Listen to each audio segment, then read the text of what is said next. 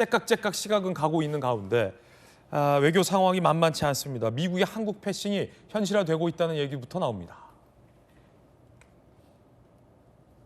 한미 정상통화 없었고요. 한국 외교 국방장관 방미성사 안 됐고요. 미 정부 주요 인사 방한도 무산되고 있습니다. 더군다나 미국이 민감 국가 리스트에 한국을 올렸습니다. 이걸 우리 정부가 모르고 있었습니다. 중국, 이란, 북한, 러시아, 대한민국이 추가됐는데요. 외교부는 2달간 사실관계 파악을 하지 못하고 있었습니다. 우방국인데 바이든 정부가 우리 올려놓고 얘기를 안 해줬다는 겁니다. 조태열 외교부 장관 얘기 한번 들어보시죠. 주미 대사관과 주한미국 대사관을 통해서 확인한 바로는 아직 확정된 게 아닙니다. 미국에서 우리에게 사전 통보를 해서 알게 된 게 아니고 비공식 경로를 통해서 알게 된 걸 우리가 문제 제기를 해서 에너지부에서 다시 자체 내부 지금 상황을 파악하고 있는 단계라는. 조태열 외교부 장관도 외교통 베테랑인데 이 외교부 장관 한 명 갖고는 한국이 민간 국가에 정확히 왜 지정이 됐는지, 지정은 된 건지, 해제는 할 수 있는 건지, 미 트럼프 대통령의 생각은 뭔지 이 셋 중 아무것도 파악이 안 된다는 겁니다. 조태열 외교부 장관이 저렇게 베테랑인데도 말입니다. 자, 이 상황 속에서 대통령의 권한대행이자 미국과의 협상 전문가인 한덕수 권한대행의 복귀가 급선무다라는 외교가의 목소리가 높습니다. 한덕수 총리의 이력을 한번 볼까요? 김대중 정부 때 통삼교섭 본부장이었어요. 미국과의. 노무현 정부 때 경제부총리를 지냈고요. 이명박 정부 때 주미대사를 하면서 한미 FTA를 대처했습니다. 트럼프 측근과의 소통 채널이다라는 얘기도 있습니다. 한덕수 총리 없인 미국과의 외교 관계를 풀 수가 없다라는 얘기가 현재 나오고 있습니다. 정부 고위 관계자. 한 총리가 정상 외교에 전념하고 최상목 대행이 경제부총리 역할에 전념해야 헌재가 조속히 결정을 내려줘야 한다. 정치권. 미국의 한국 패싱 계속될 우려, 한 총리의 조기 복귀, 정상 외교 정상화를 필요하다라는 얘기 나옵니다. 여당에서는 사실은 오신환 의원님, 네네. 야당의 사실 줄탄핵과 지금 줄기각 결과가 나오고 있지 않습니까? 네. 한덕수 권한대행에 대해서도 야당이 사실은 무도하게 탄핵을 했기 때문에 한덕수 대행에 대해서는 빨리 복귀시켜서 대한민국이 미국으로부터 패싱당하는 이 사태를 좀 해결할 수 있게끔, 일을 할 수 있게끔 한덕수의 정치적 볼모를 풀어줘야 한다. 이런 목소리가 여권에서 높지 않습니까? 어떻게 보십니까? 네, 그렇습니다. 지금 상당히 큰 공백 속에서 외교 공백이 거의 한미 동맹에 대한 균열로 지금 가는 것이 아니냐라고 하는 굉장히 우려 섞인 목소리들이 나오고 있습니다. 최근에 이제 새로 트럼프 정부 들어서서 피트 헤그세스 국방부 장관이 인도 태평양 지역에 지금 여러 국가들을 오게 되는데 그 과정에서 사실 우리 대한민국을 방문하는 것으로 예정됐다가 그것이 지금 취소된 상황 아니겠습니까? 거기에는 어떻게 보면 국가 지도자로서의 리더십도 부재한 부분들도 있지만 국방부 장관도 없고 지금 어떻게 보면은 최상목 권한대행이 대대행을 맡고 있는 지금의 상황에서 누구와 지금 파트너가 돼서 이야기를 해야 될지 모르겠다라고 하는 미국의 의중이 담겨 있다 이렇게 저는 보여지거든요. 사실 미국이 보기에도 오신환 의원님, 네네. 뭐 국회의원 해보셔서 잘 아시겠지만 미국이 보기에도 대통령이 만약에 지금과 정지돼 있으면 국무총리인 한덕수 권한대행이 대통령 역할을 한다 하면 대표성이 있거든요. 상징성이 있고 물론이죠. 미국과 잘 아는 사이이고 또 현 정부의 상징이 국무총리이기도 하니까 미국으로 따지면 뭐 사실은 부통령의 지위에 준하는 인물이 한덕수 국무총리인데 최상목 권한 대대행? 미국이 보기 좀 애매한 측면이 크다라는 게 지금 외교가의 중론이에요. 네, 그렇습니다. 그리고 최상목 부총리의 경우는 또 경제 전문가이고 그렇기 때문에 국방과 외교에 대한 공백은 더욱더 클 수밖에 없잖아요. 그렇기 때문에 그 한덕수 총리에 대한 복귀에 대해서 지금 국민들이 하루빨리 그것은 헌재가 결정을 내려야 된다. 그것이 인용이든 기각이든 결정을 내리는 것이 너무 늦어지고 있는 것이 어떠한 수를 갖다가 돼도 결과적으로 그건 정치적인 노림수 네네. 그리고 문영배 헌재 소장의 꼼수라고 보여질 수밖에 없는 것이 지금 이창수 중앙지검장 등 3명의 검사 탄핵 그 변론 마지막 기일보다 5일이나 먼저 끝났어요. 그리고 한덕수 총리의 경우는 90분 동안 한 차례에 걸쳐서 변론을 마무리하고 지금 벌써 한 달 가까이 지금 뒤로 미뤄지고 있는 것이거든요. 네. 그렇기 때문에 아무리 대통령과 이것이 결정과 연결이 된다라고 해서 그조차도 결국에는 하나의 꼼수로 보일 수밖에 없는 그런 네. 사유가 되거든요. 그렇기 때문에 한덕수 권한대행에 대한 헌재의 결정이 먼저 선행돼야만 지금과 같은 우려들을 지울 수 있고 또 외교 공백이나 이런 국가적 리더십이 부재한 부분들에 대해서 일정 정도 그것이 치유될 수 있다. 저는 그렇게 생각하고 있습니다. 제가 외교부 쪽에서 들은 얘기인데 정혁준 변호사님, 네네. 이 외교 관계에서는 사실 신뢰와 급 이런 것들을 굉장히 중요시 여기잖아요. 네네. 그러니까 이쪽이 장관이면 우리도 장관, 이쪽이 정상급이면 이쪽도 정상급.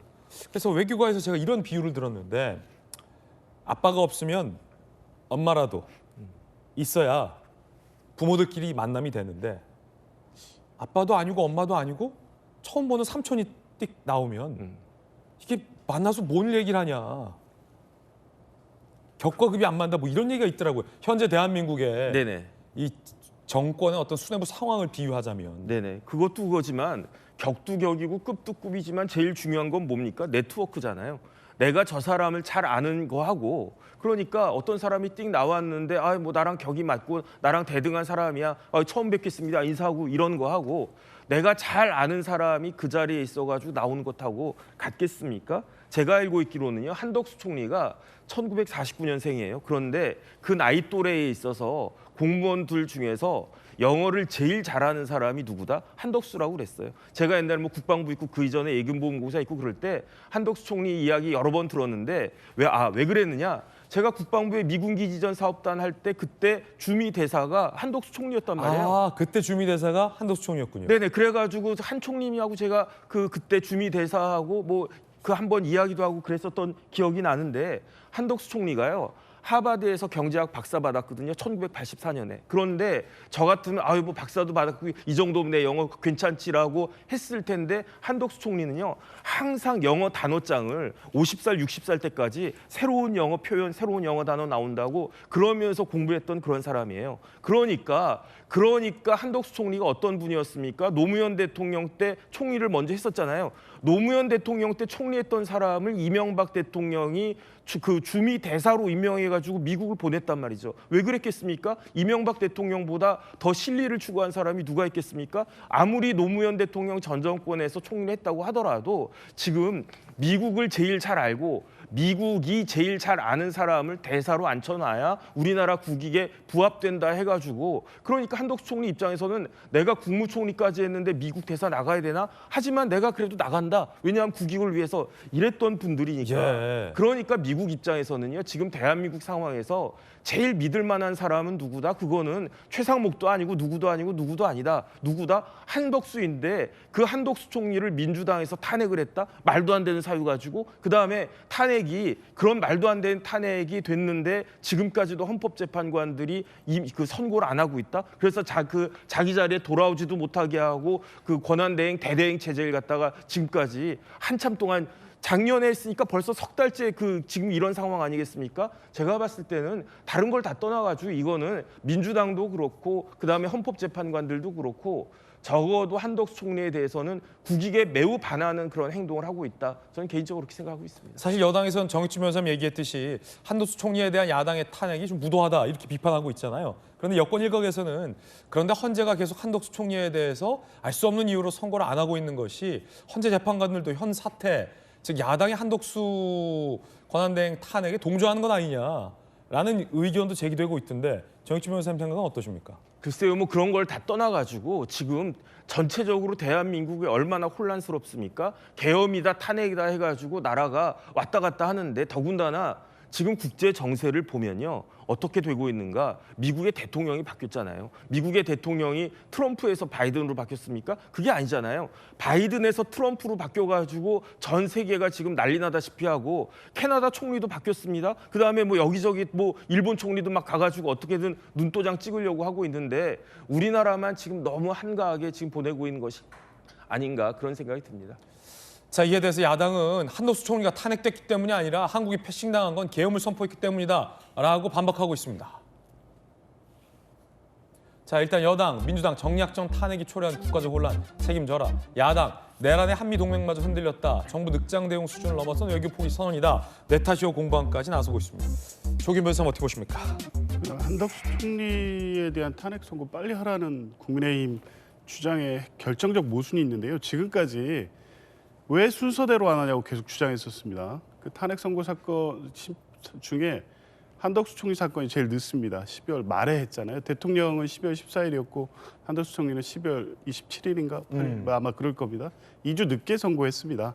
그러니까 이제 또 결심을 빨리 했고 간단하니까 왜 안 하냐 그러는데 그 사이에 여러 사건들이 계속 같이 진행되고 있었던 거 아닙니까? 평의 평결이 뭐 그렇기 때문에 그 중에 순서와 중요도를 따지면 대통령 탄핵 선고가 가장 중요하고 선입 선출. 예, 선입 선출 들어온 순서대로 하면 앞에 최재해 감사원장이라든가 검사 사건들이 먼저였으니까 그 순서대로 지금 해 나가고 있다고 보면 되는 거지. 거기에 어떤 다른 정치적 배경을 개입시킬 여지가 없고 선입 선출이라고 그러셨으면 대통령 선고 먼저 하면 되는 거죠. 그리고 두 번째. 지금 그렇게 외교적인 문제가 있고 한덕수 총리 탄핵 때문에 뭐 민간국가 지정이 됐다고 그러면 지금 한덕수 총리 빨리 이 선고해가지고 기각시켜서 복귀시키는 문제가 아니라 대통령 기각 각하된다며요. 대통령 선고부터 먼저 하면 되죠. 그러면 왜 한덕수 대행 체제를 또 계속 이어가려고 합니까? 이것도 말이 안 되지 않습니까? 그리고 민간국가 지정은 국가 안보, 경제 기술보호, 외교적 이유 이런 걸로 해서 미국 에너지부가 지정하는 거지. 지금의 어떤 정치 상황, 뭐 탄핵, 한덕수 총리 이 권한대행의 탄핵으로 인해서 뭐 혼란한 국정 상황 이런 게 고려된 게 아닙니다. 그렇다면 한덕수 총리가 권한대행으로 있던 2024년 12월 말까지 이런 부분에 대한 사전 조짐이나 정치적이 분명히 있었을 겁니다. 네. 아까 동아일보 보도에도 나왔었지만 그 이전에 작년, 재작년부터 국민의힘 측에서 계속 핵주권론, 핵무장론 주장해 오지 않았습니까? 이게 결정적으로 작용했을 가능성이 높고 그렇다고 하면 현 정부 그리고 국민의힘 여당 측에서 그렇게 외교적으로 발이 넓고 훌륭하고 국회 이 바이든 정부나 인맥을 갖고 있었다고 하면 이것도 몰랐다는 거 아니에요. 그리고 지정된 뒤 2개월이나 지난 다음에 확인했다고 하면 본인들의 무능을 탓해야지 그걸 알지도 못해야 지금 와서 복귀하면 마치 모든 일을 일거에 해결할 수 있는데 한덕수 이 대행이 복귀가 안 돼갖고 지금 모든 난맥상이 초래된 것처럼 이런 주장하면서 좀 부끄럽지 않나 싶은 생각이 듭니다. 예. 뭐 이 순서 탄핵 선고는 절차대로 순서대로 진행되는 거고 오히려 이제 그럼에도 불구하고 이 주장을 계속하는 것은 뭐 계속 얘기했던 것 한덕수 총리가 이 선고가 돼서 복귀하면 그러면 이제 최상목 대행이 임명했던 2명의 재판관의 효력을 문제 삼으려고 지금 계속 그 주장을 하고 있지 않습니까? 이런 정치적 목적 때문에 자꾸 다른 것들의 명분을 가지고 와서 비판하는 것이기 때문에 헌법재판소가 뭐 그런 것까지 고려하면서 선고 일정을 조정할 것 같지는 않습니다. 예. 어쨌든 한덕수 권한대행에 대한 선고도 임박했다라고 보면 될 것 같습니다. 궁금한 게 오신환 의원님. 네. 지금 제 발언이 지난주 금요일에 제가 했던 발언과 연결이 됩니다. 쫙 접착제처럼 딱 붙으면 지난주 금요일의 상황이 뭐냐면 야당이 탄핵 소추에서 직무정지시킨 13명 중에 8명에 대해서 줄기각이 됐단 말이죠. 그런데 지금까지 기각된 사람들도 대단한 사람들이었잖아요. 감사원장, 헌정사상 국회가 우리나라 감사원장을 탄핵시킨 전례가 없습니다. 그런데 만장일치로 기각이 됐다라는 건 야당의 탄핵이 온당치 않았다라는 것을 방증하는 것 아니겠습니까? 그 외에도 다른 기타 등등에 대해서 야당의 이 탄핵 줄 기각에 대한 비판 여론이 상당히 높은데 네네. 여기에 야당이 권한대행 국무총리까지 탄핵시킨 것에 대한 결과가 만약에 나온다면 그리고 만약에 그 결과가 앞서 8명과 같은 줄기각의 연장선에서 한덕수에 대해서도 기각 또는 각하라면 야당이 대통령뿐만 아니라 권한대행 국무총리, 뭐 감사원장, 장관, 중앙지검장, 검사 등등등등에 대해서 계속해서 사실 되지도 않을 탄핵을 했다라는 얘기로 이어지잖아요. 네네. 만약 한덕수까지 기각된다면 이 정치적 후폭풍 어떻게 예상하십니까? 책임을 져야죠. 저는 지금과 같이 야당이 거의 탄핵 중독된 당으로 일관하게 지금 탄핵하는 것은 굉장히 큰 문제가 있어요. 그래서 저는 이 부분에 대해서 정치적인 법적인 책임을 반드시 물어야 된다라는 주장을 끊임없이 하는 겁니다. 지금 헌법 65조에 국회에 부여한 탄핵 소추 권한은 직무집행에 있어서 헌법과 법률을 위반한 때라고 명시적으로 되어 있습니다. 이제 그 앞부분에 있는 사유를 다 배제하고 무조건 정치적으로 나를 수사하면 내가 생각하는 것과 반대된 입장이면 탄핵을 한다? 째려보면 탄핵한다? 이게 말이나 되는 얘기입니까? 그러니까 헌재가 줄기각을 할 수밖에 없는 사유가 계속 발생하는 거예요.